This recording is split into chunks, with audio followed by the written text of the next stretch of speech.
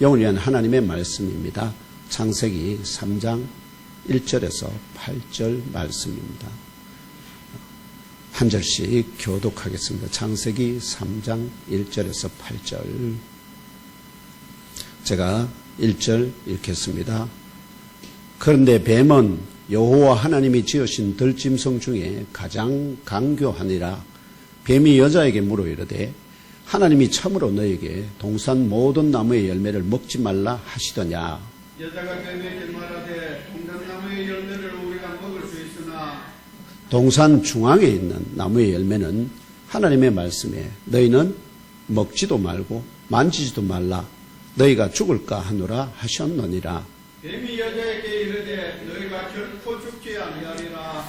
너희가 그것을 먹는 날에는 너희 눈이 밝아져 하나님과 같이 되어 선악을 알 줄 하나님이 아심이니라. 여자가 그 나무를 먼저 먹음직도 하고 보암직도 하고 지혜롭게 할 만큼 탐스럽기도 한 나무인지라. 여자가 그 열매를 따먹고 자기와 함께 있는 남편에게도 주매 그도 먹은지라. 이리에 그들의 눈이 밝아져 자기들이 벗은 줄을 알고 무화과나무 잎을 엮고 치마로 삼았더라. 그들이 그날 바람이 불 때 동산에 근미시는 여호와 하나님의 소리를 듣고 아담과 그의 아내가 여호와 하나님의 낯을 피하여 동산나무 사이에 숨은지라. 아멘. 네, 이 본문의 말씀을 중심으로 하나님의 뜻에 대한 영적 무지와 그 열매라는 제목으로 오늘 말씀을 통하여 계시되는 영적 진리를 나누고자 합니다. 성도님들 한번 따라해 주실래요? 하나님의 뜻에 대한 영적 무지와 그 열매. 하나님의 뜻에 대한 영적 무지와 그 열매. 네, 하나님의 뜻에 대한 영적 무지, 그 영적 무지가 맺는 열매가 바로 죄와 사망의 열매로 맺히게 된다는 것을 나누고자 합니다. 오늘 본문 말씀은 사실 너무나 잘 아시는 내용들이고 또 굉장히 단순한 것 같은데 이 말씀을 통해서 하나님이 뭘 구체적으로 정언하시고자 하시는가 하는 그런 생각들을 해볼 수가 있는데 쉽게 잘 이렇게 그 의미를 파악해내기가 쉽지 않은 부분입니다. 그래서 그 대단하다는 스펄전 목사님이나 또 우리 개신교의 마치 종교개혁에 말하면은 리더인 존 칼빈조차도 이 본문들에 대해서는 설교를 거의 안 합니다. 왜냐하니까 그만큼 뭔가 명확한 것을 내가 먼저 명확하게 깨달아야 그걸 성도들에게 나눌 거 아닙니까? 근데 그게 잘 안 깨달아지는 본문 중에 하나가 바로 이와 같은 본문들입니다. 오늘 이 본문을 통해서 여기에 어떤 의미가 숨겨져 있는지 나누고자 합니다. 형제자매 여러분 모두 2월 한 달 동안도 주 하나님 안에서 늘 강건하시고 삼일체 하나님 여호와의 뜻을 우리의 생각 안에 두시고 우리의 마음에 기록하시는 성령의 불을 사모하시는 신령한 사명자들이 다 되시기를 기원합니다. 아멘. 오늘 예문교에 주신 진리의 말씀 창세기 3장 1절에서 창세기 기자 모세는 삼일체 하나님 여호와께서 만드신 그 들짐승들 모두 가운데서 그 뱀이 가장 강교한 존재였으며 그 뱀이 그 첫 여자를 향하여 삼위일체 하나님이 정말로 너희들은 그 동산 나무의 모든 나무의 것을 먹지 말라 하시더냐 말하는 장면이 자신의 눈앞에 지나가는 것을 보고 그대로 전해줍니다. 모세가 창세기를 기록하게 된 배경이 제가 말씀드렸죠. 모세가 창세기 역사의 현장에 가서 본 게 아니고요. 어떻게요? 모세의 눈앞에 하나님께서 그동안 감춰져 있었던 창조의 그 신비를 마치 여기 모니터를 하나 두고 그 모니터에 이게 이미지가 지나가게 하는 것처럼 보입니다. 그래서 처음에 어떻게 보면 태초에 하나님이 천지를 창조하시는 것은 총합적 결론입니다. 자기 그 창세기를 딱 보고 이 우주 만물을 누가 창조하셨다? 하나님이 창조하셨다는 것을 증거하면서 그 다음에 창조하는 구체적인 과정이 이 모니터에 보여지기 시작합니다. 흘러가는 것을 모세는 자기가 인식할 수 있는 그 인식에 말하면 땅이나 물 이런 것은 우리가 물이나 땅 같은 거 보면 알잖아요. 그거와 닮은 형상이 지나가면 땅이나 물이라고 말하고, 이제 그렇게 하면서 이걸 증거해 주는데, 앞에 1장, 2장까지는 하나님이 이 우주 만물을 어떻게 만드셨는지, 또 처음에 하나님께서 첫 사람 아담을 지으시고, 그 다음에 그에게 에덴 동산을 창수하시고, 그를 그 안에 두시면서 그에게 그것을 경작하고 지키며, 또 하나님께서 그 에덴 동산 중앙에 나게 하신 두 개의 나무가 있었죠. 하나는 생명나무, 하나는 선악을 알게 하는 나무. 이걸 나게 하는 것을 모세가 보고 그걸 기록해 주고 있습니다. 전해 주고 있습니다. 그게 일종의 다 흘러가는 동영상의 이미지처럼 모세에게 보여지는 것입니다. 이게 모세가 창세기를 기록하게 된 그 과정입니다. 그 과정에서 이제 하나님 모든 것을 다 조성하시고, 이제 일곱째 날에 안식하셨잖아요. 그 안식하는 중입니다. 안식하는 중에 지금 창세기 3장의 사건이 일어납니다.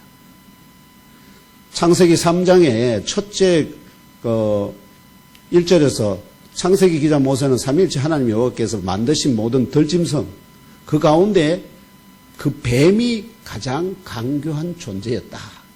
요걸 증거하면서 그 뱀이 그 첫 여자 아담의 아내 된 그 첫 여자를 향하여 묻습니다.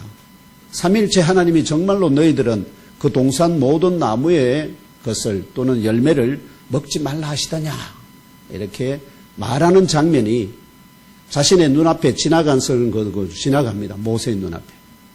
아시겠죠? 모세의 눈앞에 그대로 그걸 전해줍니다.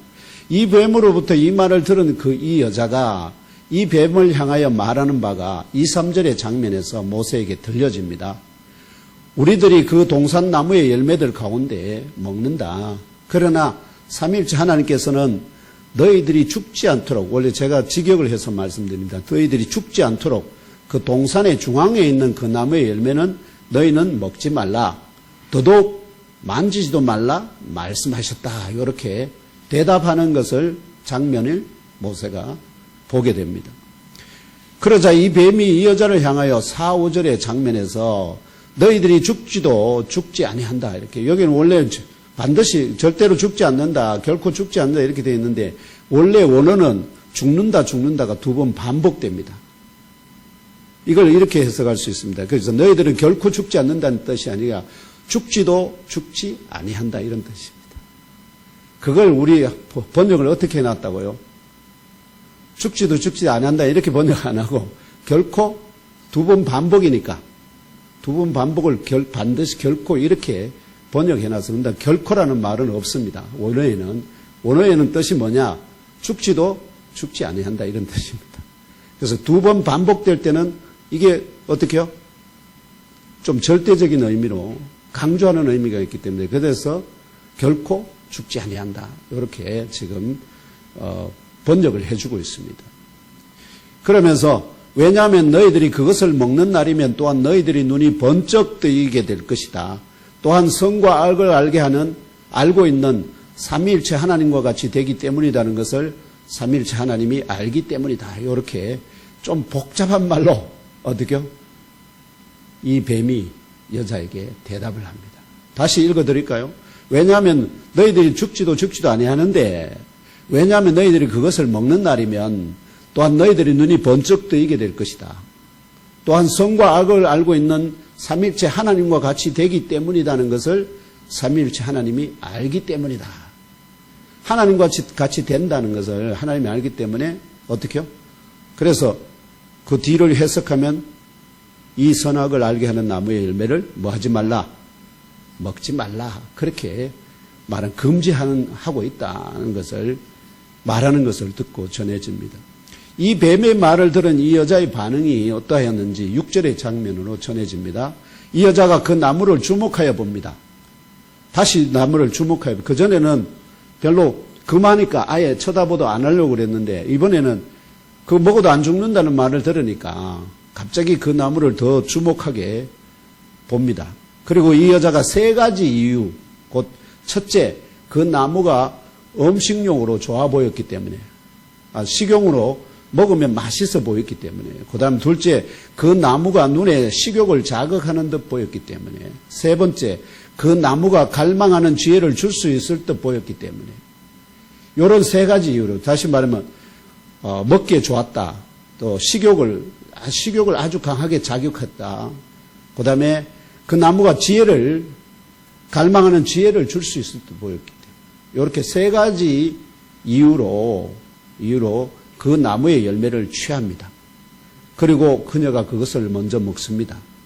또한 그녀 자신과 함께 있는 남자에게도 그것을 줍니다. 그래서 그도 그것을 먹습니다. 여기까지. 이어지는 7, 8절의 장면에서 이러한 과정을 통하여 선과 악의 지식에 관한 나무의 열매를 범한 직후에 첫 남자 아담과 그의 아내가 보인 두 가지 특징적인 반응을 보고 오늘 우리에게 전해줍니다.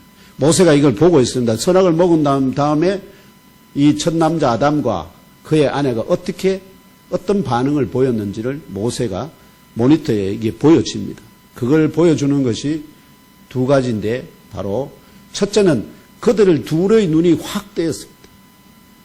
마치 눈을 감고 있다가 갑자기 눈을 뻥 뜬 듯이, 그동안 자기들이 늘 보면서도 별로 그게 인식하지 않았던 것들이 갑자기 확 이것이 다른 심각한 의미로 다가오게 됩니다. 그것이 뭐냐? 그래서 그들 자신의 벌거벗음을 알고는 그들이 무화과나무 잎을 꿰며 그들이 치마를 만들었다는 본능적인 반응이 나타납니다. 둘째는 영적인 바람의 날 동안에 그 동산 안에 거느시는 중이신 삼일째 하나님 여호와의 음성을 들을 때 그 아담과 그의 아내가 삼일째 하나님 여호와의 그 얼굴을 피하여 그 동산 나무들 사이에 자신을 숨겼다는 본능적인 반응 두 가지가 나옵니다. 첫 번째 뭐가 떠있다고요? 눈이 확 떠여서 자기들이 벌거벗은 게 그냥 보였기 때문에 이 벌거벗은 게 갑자기 이상하다는 거죠. 이상하게 되어서 그래서 어떻게 했더? 그것을 가리기 위해서 무화과 나무 잎을 꿰어서 치마를 만들었다 하는 것. 두 번째 반응은 그전에는 여호와의 음성을 듣고 일하면은 그 앞에 나가서 반가이 맞았는데 갑자기 어떻게요? 그분의 음성을 들을 때 그분의 낯을 피해서 동산나무 사이에 두 사람이 숨었다는 겁니다. 이 두 가지 반응을 보여줍니다. 그렇다면 이제 여기에서 궁금한 게 뭐냐니까 이 뱀의 영적 정체는 무엇일까요? 첫 번째 이 뱀의 영적 정체를 알아야 됩니다. 이 뱀의 영적 정체가 무엇인지, 또한 왜 이 뱀이 아담이 아닌 그의 아내 된 이 여자를 향하여 선과 악의 지식에 관한 이 나무의 열매를 따서 먹도록 미혹할 수 있었을까 하는 두 가지 문제, 그 가운데 이 선악을 알게 하는 나무에 관련된 하나님의 영적인 의미가 무엇인지를 아는 것이 오늘 말씀에 주신 본문의 의미다 할 수 있습니다. 그래서 이 영적 명제를 두 가지 나누며 삼일째 하나님 여호와께서 에덴 동산 중앙에 나게 하신 선과 악의 지식에 관한 나무와 그 열매를 통하여 계시하시는 영적 진리가 무엇인지 깨달아 하시고 심령 깊은 곳에 잘 박힌 진리의 못으로 영접하심으로 이 앱뱀의 미혹과 같은 영적 진리의 왜곡을 믿음으로 이기고 승리하시는 아브라함과 사라 같은 믿음의 의인으로 세움받으시기를 축원합니다. 아멘. 먼저 이 뱀의 정체가 무엇인지 알아봅시다. 이 뱀의 정체에 대해서 여러분 어떻게 생각하십니까? 이 뱀이 무엇일까요? 신학자들 중에는 이 뱀에 대해서 이 뱀은 원래 그 뱀이었다 이렇게 말씀하시는 분들도 계시는데, 이 아담의 아내를 미혹하는 이 뱀의 영적 전체가 무엇인지 가장 정확하게 정의해주고 있는, 규정해주고 있는 성경 본문이 바로 계시록 12장 7절과 9절 그리고 계시록 20장 1절과 3절에 나옵니다. 이는 하늘의 열린 문으로 하나님의 나라에 올라간 사도 요한이 영적인 눈과 귀가 뜨이고 열려 보고 듣고 증언하는 진리 가운데 이 뱀, 곧 옛뱀의 영적 정체에 관하여 계시하는 진리가 무엇인지 계시록 12장 7절에서 9절 그리고 계시록 20장 1절에서 3절을 연이어 읽으며 알아봅시다. 시작. 하늘에 전쟁이 있으니 미가엘과 그의 사자들이 용과 더불어 싸울세 용과 그의 사자들도 싸우나 이기지 못하여 다시 하늘에서 그들이 있을 곳을 얻지 못한지라. 큰 용이 내쫓기니 옛뱀 곧 마귀라고도 하고 사탄이라고도 하며 온 천하를 꿰는 자라. 그가 땅으로 내쫓기니 그의 사자들도 그와 함께 내쫓기니라. 또 내가 보매 천사가 무저갱의 열쇠와 큰 쇠사슬을 그의 손에 가지고 하늘로부터 내려와서 용을 잡으니 곧 옛뱀이요 마귀요 사탄이라. 잡아서 천년 동안 결박하여 무저갱에 던져 넣어 잠그고 그 위에 임봉하여 천년이 차도록 다시는 만국을 미혹하지 못하게 하였는데 그 후에는 반드시 잠깐 놓이리라. 아멘. 여기 보면은 옛뱀이라는 말이 나옵니다. 옛뱀. 이 진리의 말씀은 이 앞에 제가 질문 창세기 3장 1절에 나오는 이 뱀의 정체를 옛뱀이라는 상징적인 말로 에덴 동산에서 아담의 아내인 천여자를 미혹하던 바로 그 뱀임을 계시합니다. 옛뱀이라는 말은 곧 창세기 에덴 동산에서 아담의 아내를 미혹하던 바로 그 뱀이다 하는 그런 의미입니다. 모세가 뱀으로 인식하고 오늘 우리에게 그대로 전해주는 이 기사는 그럼 왜 모세는 이 뱀을 여기서는 큰 용이라고 이야기하고 또 마귀라고도 하고 사탄이라고 하는 이렇게 더 구체적으로 보여주는 그 정언하는데 모세는 왜 이것을 뱀이라고 하였을까? 그죠? 이제 여기를 그걸 놓쳐버리면 안 된다는. 모세가 뱀으로 인식하고 오늘 우리에게 그대로 전해주는 창세기 3장 1절에서 8절의 기사는 모세는 어떻게 지금 아까 제가 말씀드렸죠. 모세는 창세기 역사를 어떻게 기록하게 되었다고요?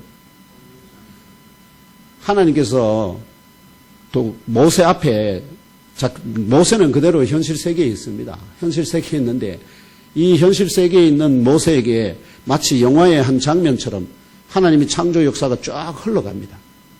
모세는 그걸 보고 기록하고 있는 거예요. 그러면 말하면은 자기 눈앞에 보여지는 그 실상들이 그 실상에 대해서 말하면은 영적인 어떤 그 의미보다는 보여지는 그대로 어떻게요? 자기 눈에 인식되는 대로 그냥 말하면 기천해 주는 겁니다. 그래서 자신의 눈앞에 스쳐 지나가는 첫 장면 속에 보여지는 것들에 대하여 땅이 혼돈하고 공허하며 흑암이 깊음이 있고 하나님의 영은 수면 위에 운행하시니라는 창세기 1장 2절의 말씀이 있잖아요. 그럼 여기서 보면 모세 눈앞에 마치 뭐가 있는 것처럼 보였다는 거죠. 땅이 있는 것처럼 물이 있는 것처럼 보였지만 그런데 거기에 땅이 있는 것인지 물이 있는 것인지 구체적으로 확실하지 않습니다. 왜냐하니까 땅이 어떻게 하다고요? 혼돈하고 공허하다는. 땅이 혼돈하고 공허하다는, 아니 땅과 같은 것이 있기는 있는데 뭔가 혼돈하고 공허하다는 뜻이고 또 흑암이 깊은 위에 있고 하나님의 영은 또 수면 위에 영하시니까 그러면 사람들은 뭐에 집중할까 했을까요? 땅과 물에 집중하면서 이게 도대체 무슨 말인지 이 의미를 지금도 해석을 못해요. 왜 그럴까요? 사람들은 자꾸 이 모세가 보고 정해내주는 이걸 뭘로 해석하려고 할까요? 아, 거기에 땅이 있었다, 물이 있었다는 것으로 해석하고 싶어요. 근데 모세가 하나님이 이 장면을 보여주시는 구체적인 의미는 가장 중요한 게 뭐라고 했거든요? 하나님의 영이 운행하시는 곳이라는 거예요.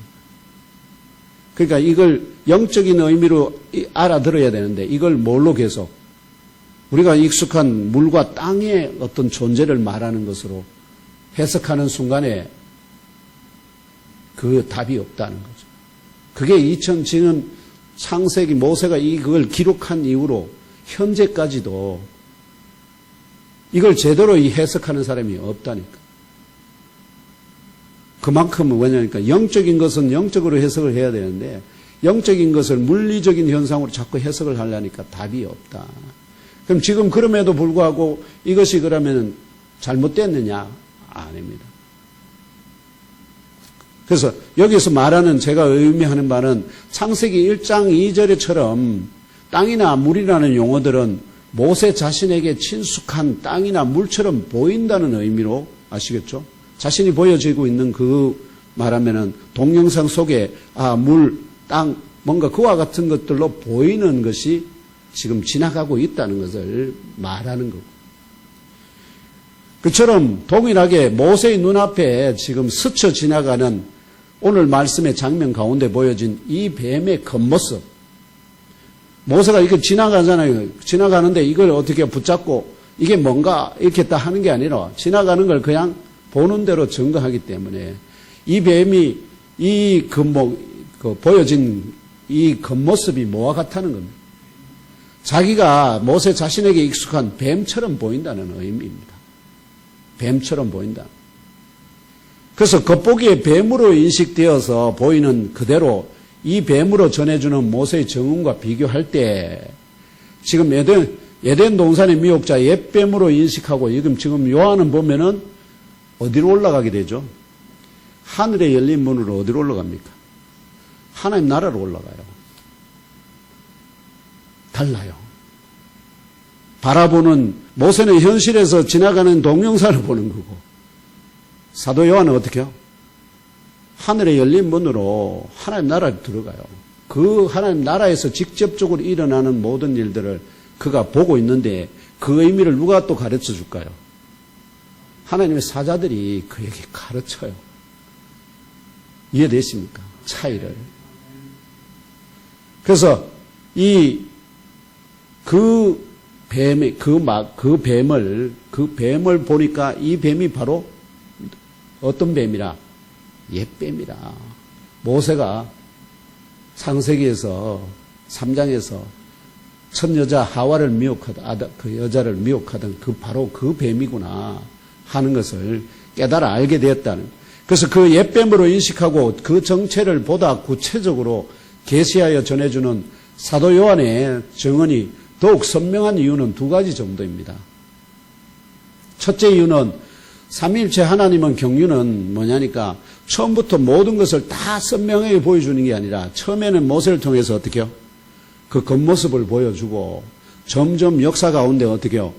이스라엘에게 누굴 통해서? 선지자를 통해서 계속해서 뭐를 보여줍니까? 점점 더 구체적으로 하나님의 뜻이 무엇인가? 그래서 그 가운데 결국은 여자의 후손이 역사 가운데 하나님의 아들로 이 세상 가운데 오실 것을 계속해서 보여주다가 마지막에 요한은 어떻게 해요? 그분이 오셨고 그분이 구원을 완성하시고 지금 어디에 올라가 계십니까? 하나님 보좌 우편에 올라가서 지금 뭐가 되셨다는 거예요? 영광의 왕이 되셨어요. 그 영광의 왕의 된 그분에 대한 것을 증거해 주는. 그러면 역사의 완성이거든요. 그러니까 모세가 처음 보게 된 것은 역사의 시작이고, 세대 사도 요한이 본 것은 역사의 완성을 보고 있습니다. 어느 게 더 온전하겠습니까?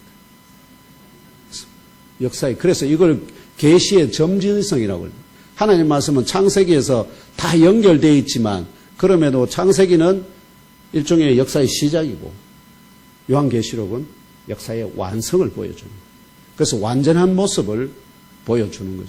그러다 보니까 사도 요한의 증언이 훨씬 더 어떻게 구체적이고 더 깊은 영적인 의미를 담고 있다. 여기에 첫 번째 하나님의 경륜에 따라서, 왜냐하면 하나님 계획이 이것이기 때문에. 둘째 이유는 모세는 하나님의 특별한 섭리와 역사하심에 의해서 모세 자신의 눈앞으로 지나가게 하는 장면 속에 하나님 모든 걸 보여주지 않습니다. 뭐만 보여준다고요? 모세가 이스라엘 백성들에게 알아서 또는 인류에게 가르칠 수 있는 그런 내용도 모세가 인식할 수 있는 범주 내에서만 가르칩니다. 모세가 인식할 수 없는 영적 세계로는 더 깊이 가르칠 수가 없어요. 왜? 모세가 그걸 표현해낼 수 있는 방법이 없어요. 왜냐하면 셋째 하나는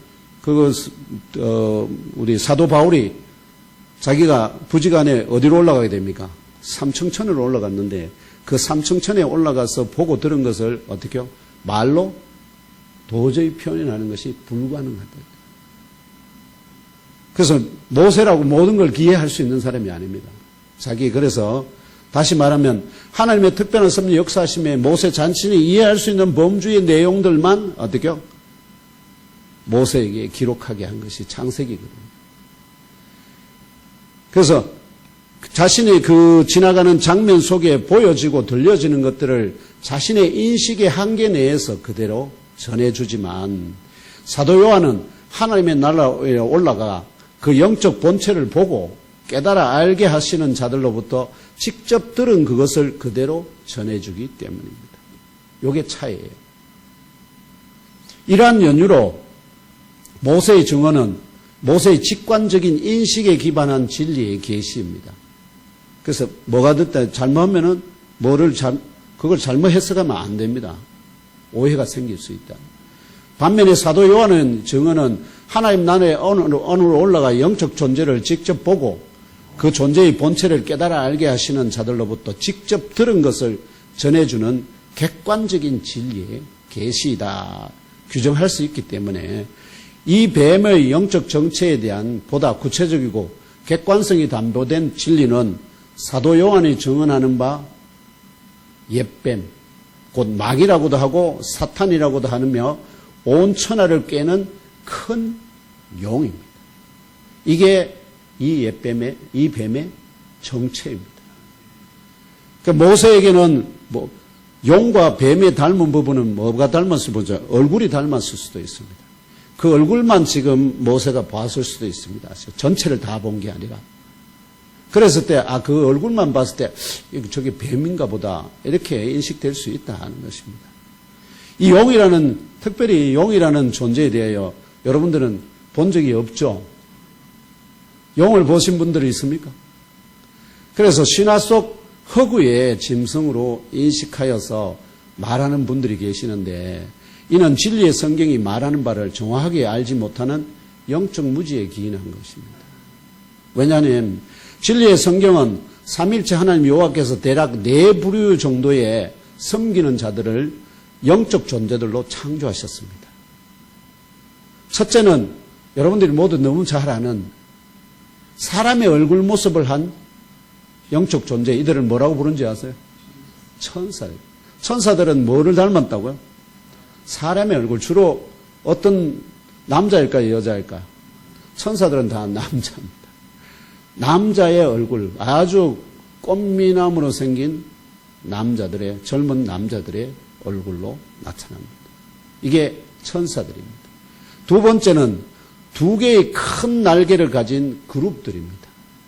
이 그룹들은 어디에 상징으로 서 있죠? 하나님의 언약궤 위에 시온자, 그 시온자가 그 그룹, 큰 날개를 가진 2 그룹이 시온자에 마주 보고 있는데 그 가운데 누가 임하신다고요? 여호와 하나님이 임하시는. 1년에 한 번씩 대제사장이 성수, 지성수 안에 들어갔을 때 거기에서 그분이 나타나셔서 거기에서 그 하나님의 음성을 들려준다 하는 겁니다.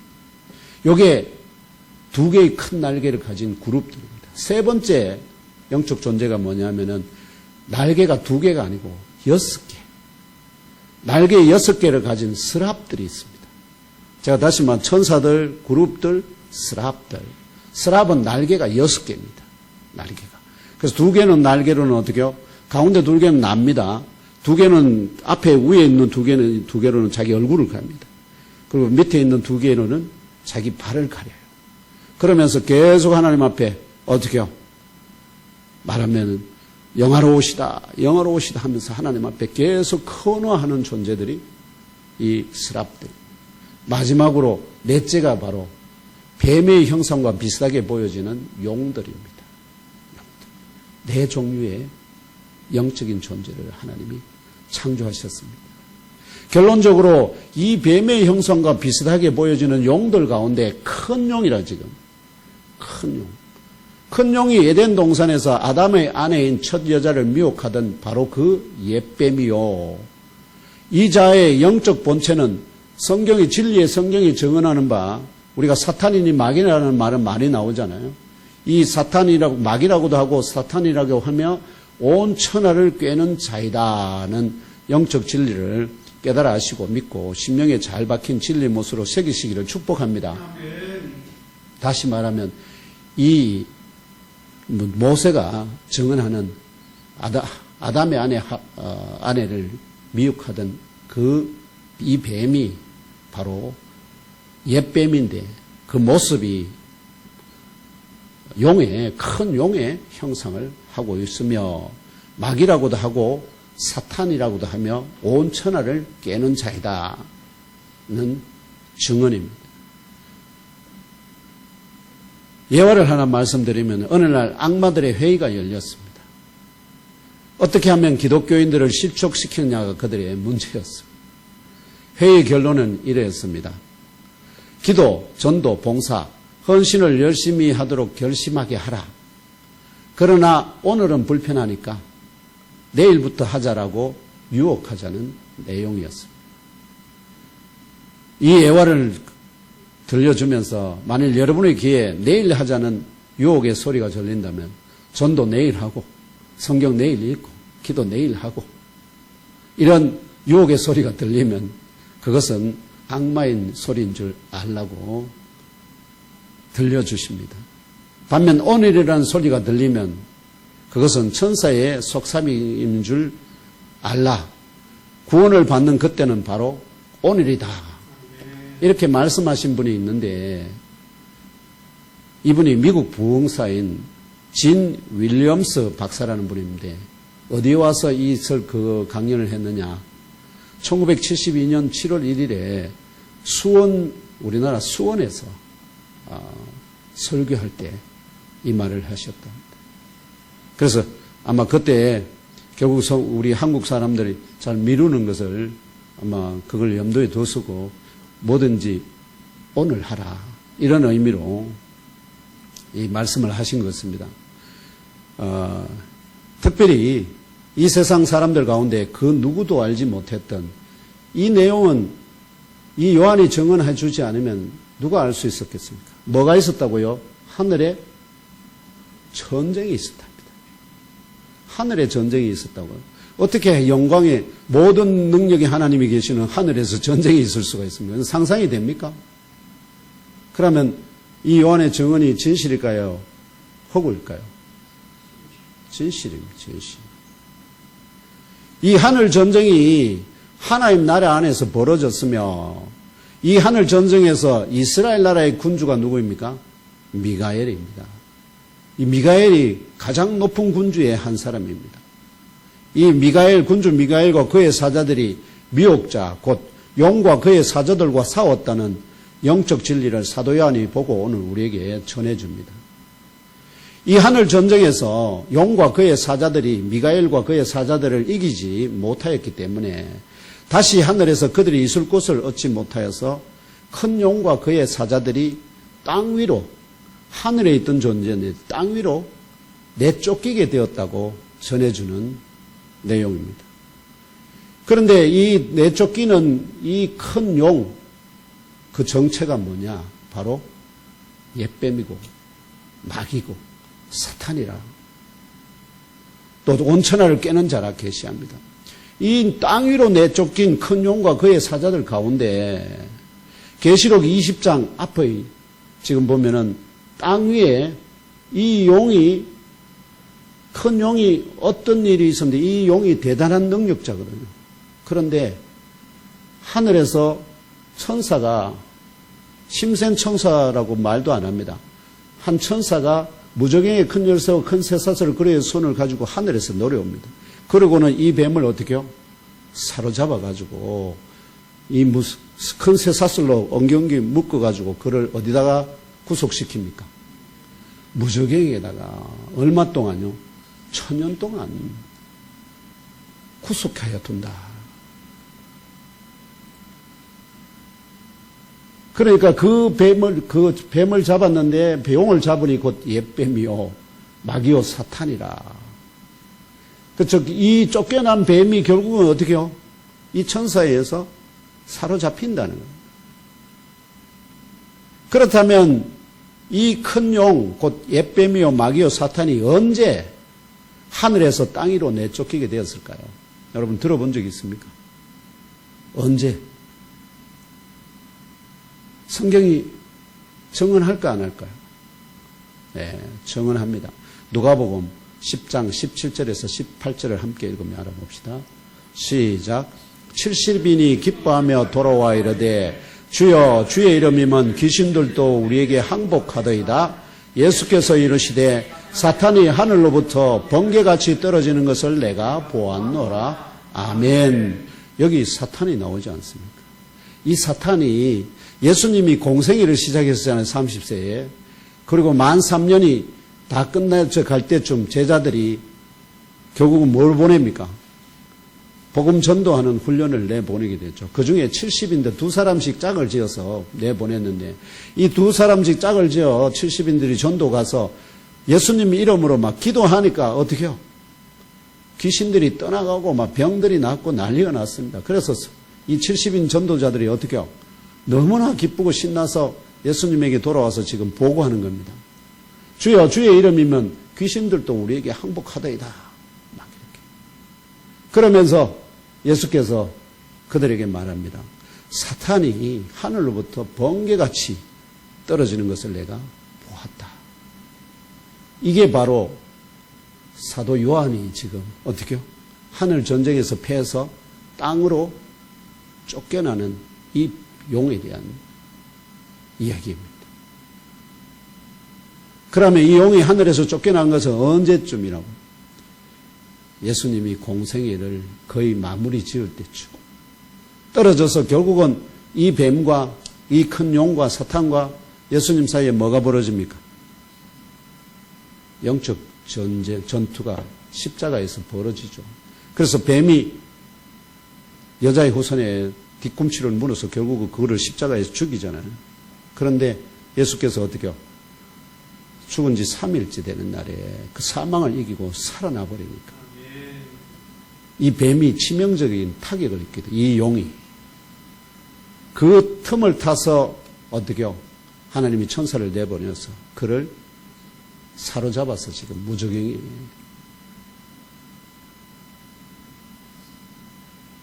언제 그러면 이 무저갱이에 집어넣는 사건이 일어났을까요? 예수님이 십자가 사건 이후에 어느 시점인지는 정확히 모릅니다. 근데 사도 요한이 이 계시록 20장을 증언할 때는 이때가 언제냐? 주후 95년 정도입니다. 예수님 돌아가시 95년쯤 되는 그때에 이미 이 용은 큰 용이 사로잡혔다 하고 증언합니다. 바로 이 나사렛 예수로 성육신하신 하나님의 아들 그리스도께서 본격적인 공생애를 시작하신 후 제자들에게 진리를 가르치고 70명의 제자들을 둘씩 전도 훈련을 보내시던 공성의 3년차의 어느 시점, 곧 주후 40년 전후의 어느 때에 이 큰 용, 곧 옛뱀이요 마귀요 사탄이 하늘 전쟁에서 패배하여 땅 위로 내쫓기게 되었다고 말할 수 있습니다. 나중에 결과적으로 마귀가 사로잡히게 되는 시점은요, 십자가 위에서 벌어진 영적 전투에서 나사렛 예수께서 죽으셨지만 3일째 새벽에 다시 살아 부활 승리하심으로 이 큰 용이 영적인 손상을 입고 영적으로 무기력하게 되었을 때이며 이 때를 따라 하늘에서 내려온 천사에 사로잡혀 무저갱에 갇히게 되었다는 영적 진리를 깨달아 아시고 믿고 심령에 잘 박힌 못으로 영접하시기를 주 예수님의 이름으로 축복하며 기도합니다. 아멘. 그 때문에 이 용이 지금 갇혀있는 상태라서 어떻게 해요? 우리가 이렇게 자유롭게 마음껏 복음을 전하며 신앙의 자유를 누리고 있다 하는 것입니다. 그렇다면 이제 다음, 왜 이 뱀이 아담이 아닌 그의 아내 된 이 여자를 향하여 성과 악의 지식에 관한 이 나무의 열매를 따서 먹도록 미혹할 수 있었는지 그 영적인 이유를 나누어 보고자 합니다. 삼일째 하나님 여호와께서 의도적으로 어떤 뜻이 계셔서 자신 바로 앞에 보이는 에덴의 동산을 창설하시고 그 지으신 첫사람 아담을 이끌어 에덴 동산을 두어 그것을 경작하며 지키게 하시고 동산 각종 나무의 열매는 네가 임의로 먹되 에덴 동산 중앙에 나게 하신 두 개의 나무 가운데 하나인 선악을 알게 하는 나무의 열매는 먹지 말라. 네가 먹는 날에는 죽을 것이다는 에덴 동산 통치법을 세우신 대상은 바로 그 첫사람 아담 그 자신이었습니다. 그 뒤에 하와는 어떻게 해요? 그 뒤에 만들어지거든요.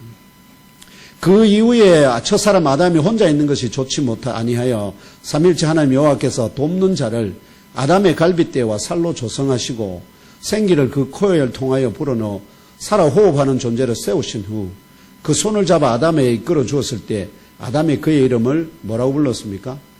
여자라 불렀습니다. 그래서 아담과 이 여자가 둘이 한 몸이 되는 첫 가정을 이루게 하셨습니다. 삼일체 하나님 여호와께서 바로 앞에 보이는 에덴의 동산을 창설하시고 그 지으신 첫사람 아담을 이끌어 에덴 동산에 두어 그것을 경작하며 지키게 하시고 동산 각종 나무의 열매는 네가 임의로 먹되 에덴 동산 중앙에 나게 하신 두 개의 열매 가운데 하나의 선악을 알게 하는 나무의 열매를 먹지 말라.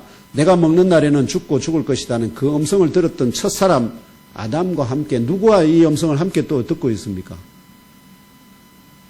모세가 듣고 있잖아요. 모세가. 그러면 두 사람이 지금 듣고 있거든요. 한 사람은 아담은 들었는데 그가 하나님께서 선악을 알게 하는 나무를 에덴 동산에 나게 하신 그 정확한 의도 또 그 열매를 기준으로 범하지 말라. 범하는 날에는 반드시 죽을 것이라는 통치법을 세우신 그 의미를 깨달아 알았을까요? 몰랐을까요? 첫 번째로 중요한 것은 아담이 이걸 깨달아 알았느냐 몰랐냐 중요하고요. 두 번째는 아담의 그것이 실패한다는 것을 모세가 보잖아요. 그런데 모세는 그러면 그 하나님의 뜻을 알고 그 이스라엘 백성들로 하여금 실패하지 않도록 가르쳤을까요? 이스라엘이 결국 어떻게 됐죠? 실패하게 되거든요. 실패. 역사 가운데 실패하게 됩니다. 그렇다면 이 선악과에 나게 하신 하나님의 영적인 그 뜻을 깨달아 알았을까요? 몰랐을까요? 왜냐하면 이것이 중요한 것이 뭐냐면 여러분 선악과에 대해서 말들이 많잖아요. 왜 굳이 선악과를 나게 해서 사람이 그것을 범하게 될 줄 알고 그게 죄로 말미암아서 사람이 죄에 빠질 걸 뻔히 알면서 그걸 나게 하셨을까? 이렇게 퀘스천을 하는 분들이 많잖아요. 근데 중요한 거는 이 선악과를 범하는 사건으로부터 죄가 세상에 들어오게 되고요. 첫사람 아담과 그의 아내로부터 태어나는 모든 사람은 죄와 사망의 종이 되고 말았기 때문에 결국 이 사건이 의미를 정확하게 깨달아지 못하면은 다 어떻게 된다고요? 다 아담과 하와처럼 모세와 그의 백성들처럼 오늘 이 말씀을 듣는 그의 백성은 실패 안 한다고 여러분 자신할 수 있을까요? 제가 결론적으로 말씀드린 지난주에 이미 설교를 드렸기 때문에 결론적으로 에덴 동산의 중앙에 나게 하신 선악을 알게 하는 나무가 상징하는 의미는요. 우주 만물의 주인이 삼위일체 하나님 여호와이시다는 소유권을 기록한 영적 문서이고요. 그 열매가 상징하는 바는 이 소유권 문서에 기록된 내용이 진실이다는 사실을 공증하는 삼위일체 하나님의 영적 직인과 같아. 이런 영적 의미를 아담이나 모세가 깨달아 알고 그 영적 진리대로 그 아내 된 여자에게나 출애굽한 이스라엘 백성들에게 가르쳤을까요? 그렇다면 이게 죄에 관한 문제잖아요. 그렇다면 이스라엘 백성들은 죄를 무엇으로 알았을까요? 여기 계시는 분들은 죄가 무엇이죠? 죄가 무엇입니까? 죄. 이 선악과 사건을 말미암아 죄가 세상에 들어오거든요. 이스라엘 백성들이 죄를 어떻게 이해했는지 말씀드려 볼까요?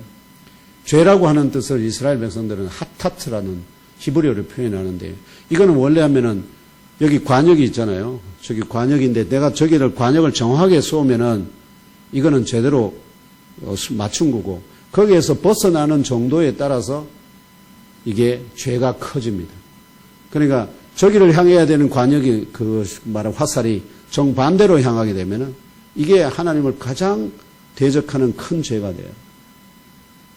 자, 그러면은 이런 표현식으로 하나님의 의도에서 벗어나는 것 또는 하나님의 기준 또는 하나님이 기준 세우신 법도에서 벗어나는 것, 이걸 죄라고 여러분이 규정하면은, 그러면은 여러분들에게 묻습니까?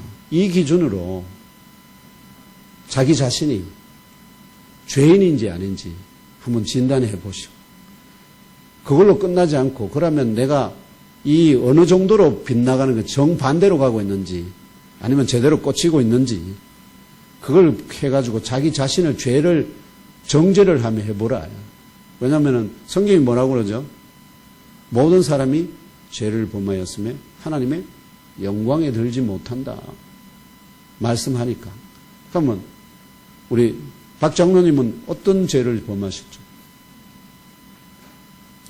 하나님이 장로님을 향해서 세운 목표가 또는 관역이 뭔데 거기에서 어느 정도로 벗어났을까요? 30도? 60도? 아니면 180도? 이런 기준으로는요, 내가 죄인인지 아닌지 결코 구분할 수가 없어요. 구분할 수가 없어요. 그게 바로 뭐라는 거죠? 이스라엘이 망하게 돼요. 자기가 죄인인지 아닌지 몰라요. 다들 죄인이라고 그잖아요. 장로님 죄인입니까? 의인입니까? 윤희 집사님 의인입니까? 죄인입니까? 무슨 죄를 지었습니까? 그러면 죄를 이렇게 구체적으로 따져 들어가면 진짜 아는 게 없다는 걸 자꾸 깨닫게 되거든요. 장광수 권사님 죄 뭡니까? 네, 제가 같이 사니까 늘 얘기해서 제가 말씀드렸잖아요. 선악을 알게 하는 나무, 그것은 뭐라고요? 우주 만물이 다 누구의 소유권이요? 하나님의 소유라는 것에 대한 문서입니다. 근데 문서가 이게 진짜인지 아닌지 여러분 아파트 사시고 그 아파트에 뭐가 있습니까? 내 거라는 그 징표가 뭡니까? 등기부 등본 아닙니까? 근데 등기부 등본은 갖고 있는데 내가 거기에 도장이 말하면 지방법원 법무부 장관이나 지방법원 그 법원장이 인정하는 공적인 도장이 없으면 어떻게 되죠? 이건 가짜입니다. 근데 그 열매는 바로 뭐라고요? 그 직인과 같아요. 그렇기 때문에 나무를 훼손하는 것보다 더 중요한 게 뭐죠? 그 직인을 훼손하는 거예요. 문서는 얼마든지 다시 쓰면 되잖아요. 근데 직인은 한번 찍었던 직인을 훼손해버리면은 이게 더 문제를 일으킵니다. 그래서 선악을 알게 하는 나무의 열매를 통하여 계시된, 그냥 임의로 하는 게 아닙니다. 선악을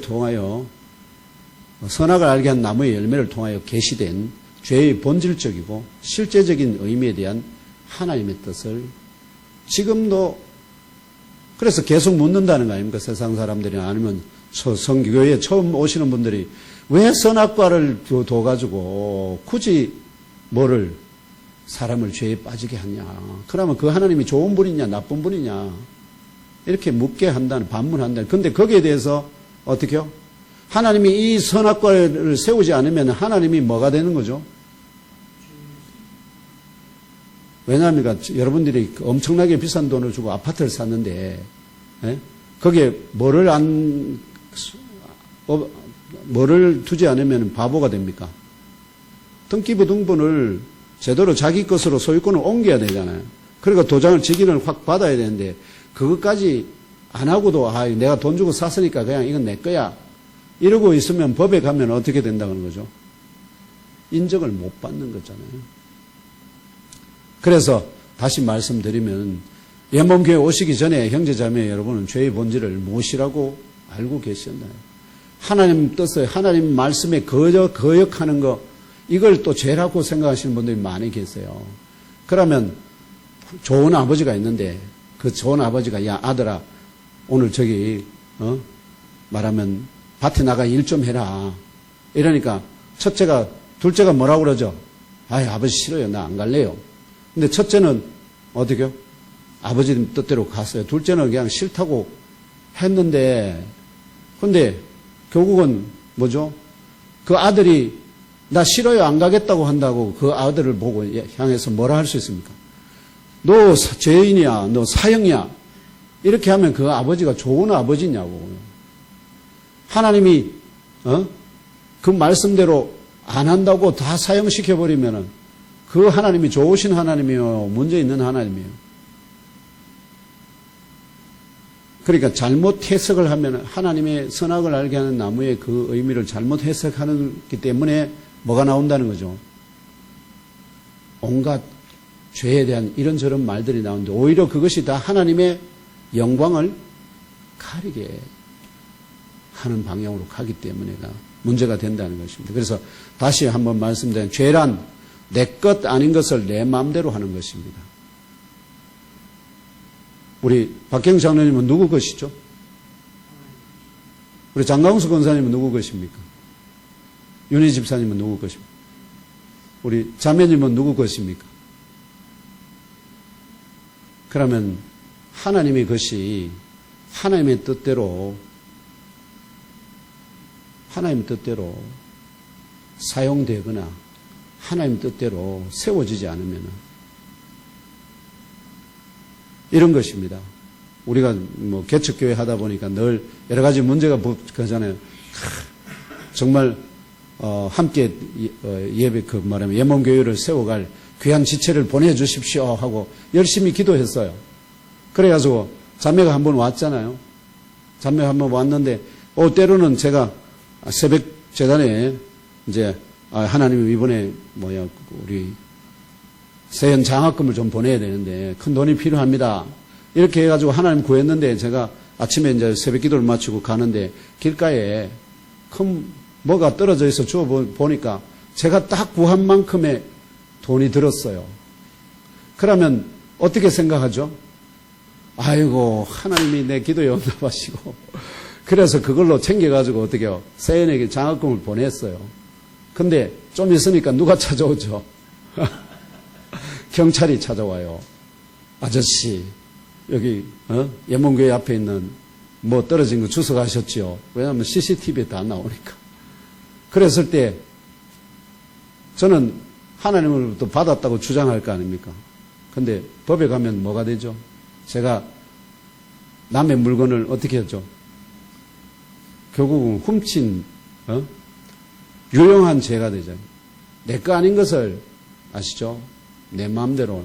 제가 다시 똑같은 상황에서 내게 예를 들면 저축된 얼마의 금액이 있어요. 그래가지고 장학금을 보내려고 내가 보내는데 내가 보냈을 때 누가 시비할 사람이 있나요, 없나요? 아무도 없습니다. 내 거 갖고 내 마음대로 하면 아무런 문제가 안 됩니다. 그런데 나 자신이 내 게 아니거든요. 나의 주인이 있단 말이에요. 그럼 그 주인이 오늘 내가 지금 무엇을 하기를 원하는지, 어떤 삶을 살기를 원하는지, 그분이 기뻐하시는 그 뜻대로, 즉 유대인들이 생각하는 바 목표에 그 하나님이 기뻐하시는 목표대로 살아가는 인생은 어떻게요? 죄가 없는 상태고, 그분이 살아가는 계획하는 것과 정반대로 살아가는 사람, 이거는 뭐에 해당된다? 사형에 해당된다. 이런 그런 비유가 가능하다, 이렇게 생각합니다. 그래서 오늘 드린 말씀에 죄라고 하는 것은, 즉 선악과 사건을 통해서 하나님은 그의 이스라엘 백성들에게 뭐를 가르치냐면 죄의 본질이 뭘까, 이걸 가르치고 있거든요. 그런데 이스라엘 백성들은 하필 그 선악을 알게 한 나무를 둬가지고 우리를 망하게 하신다, 이렇게 불평한다. 우리 성도님들 가운데 이 선악과 사건에 관해서 불평하신 적 없습니까? 근데 그 선악과를 세우지 않으시고 그걸 법으로 기준으로 법을 세우지 않으셨다면 하나님은 어떻게요? 우리가 결코 신뢰할 수 없는 분입니다. 그건 반드시 절대적으로 필요한 조치였기 때문에 그것에 대해서 더 이상 그 선한 의도를 의심하지 마시고 우리에게 주시는 하나님의 모든 것들이 가장 선한 것이다 하는 것을 믿고 하나님께 영광을 올려드리는 복 있는 성도들이 다 되시기를 내 주님 예수 그리스도 이름으로 축복하며 기도합니다. 아멘.